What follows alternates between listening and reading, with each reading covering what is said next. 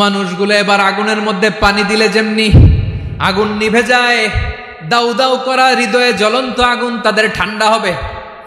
কিয়ামতের ময়দানে ওই বিভীষিকাময় সময়ে মুসিবতের কালে মানুষগুলো পাগল হয়ে বিশ্বনবীকে খুঁজতে আরম্ভ করবে। সবাই মিলে বিশ্বনবীর কাছে যেয়ে বলবে, ইয়া রাহমাতাল লিল আলামিন, ইয়া খাতামান নবীন, রাহমাতাল লিল আলামিন। দেখেন আমাদের কি অবস্থা, কি কঠিন বিপদে আমরা আছি, দাঁড়াতে পারি না, সূর্যের আলোতে ঘেমে হয়রান। আজকে কেউ সুপারিশ করতে পারবে না। সব নবীরা অপারগতা স্বীকার করেছে, তারা বলেছে আপনি ছাড়া কেউ নাকি আল্লাহর সামনে দাঁড়াতে পারবেন না, আপনি একটু সুপারিশ করেন। বিশ্বনবী বলবেন, আসো আসো, আজকের দিনে আমি ছাড়া আল্লাহর সামনে কেউ দাঁড়াতে পারবে না। বিশ্বনবী মাকামে মাহমুদে যে আল্লাহু আকবার বলে সিজদায় লুটিয়ে পড়বেন। আল্লাহ রাব্বুল আলামিন বিশ্বনবীকে এমন কিছু চমৎকার শব্দ শিখাবেন, ওই শব্দগুলো দিয়ে আল্লাহর প্রশংসা করে বিশ্বনবী কাঁদতে আরম্ভ করবেন।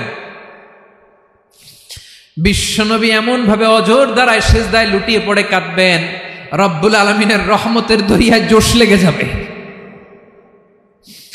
রব্বুল আলামিন এই দৃশ্য থেকে সহ্য করতে পারবেন না। রব্বুল আলামিন বলবেন, ইয়া মুহাম্মদ ইরফা রাসাক, ও নবী আপনি মাথা তোলেন, মাথা তোলেন, আপনার কান্না আমি সহ্য করতে পারি না। নবী আপনি মাথা তোলেন, সাল তুতা, আজকে আপনি যা চাবেন তাই দেব। নবী আপনি সিজদা থেকে মাথা তুলেন, সাল তুতা,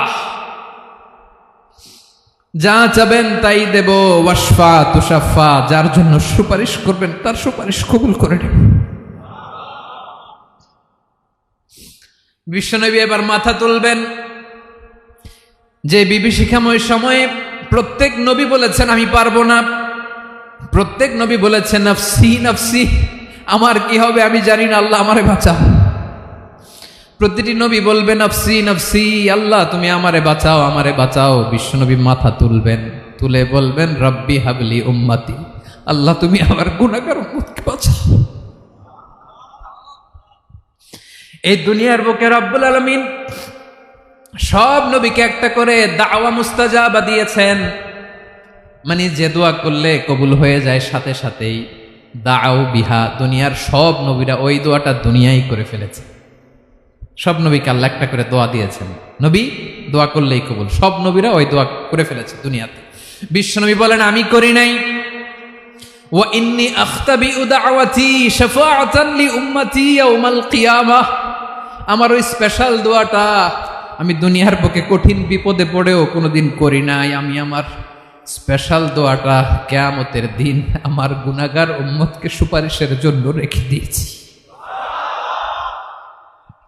আল্লাহ বলবেন নবী ইরফা রাসাক, মাথা তোলেন, আর কাঁদবেন না।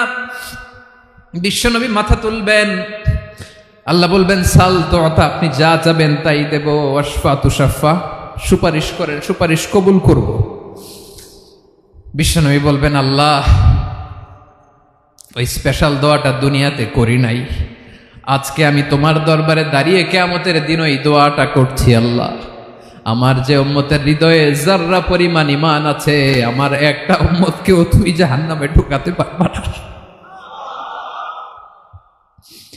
বিশ্বনবী পাগলের মতো একবার হাউজে কাউসারে যাবেন, একবার সিরাতে যাবেন, একবার পুলসিরাতের দিকে, একবার হাউজে কাউসারের দিকে, পাগলের মতো দৌড়াতে থাকবেন, তার কোনো গুনাহগার উম্মত যাতে জাহান্নামে ঢুকে না যায়। সেদিন কেউ সুপারিশ করতে পারবে না বিশ্বনবী ছাড়া। বিশ্বনবী বলেন আনা সাইয়্যিদুন নাসি ইয়াউমাল কিয়ামাহ,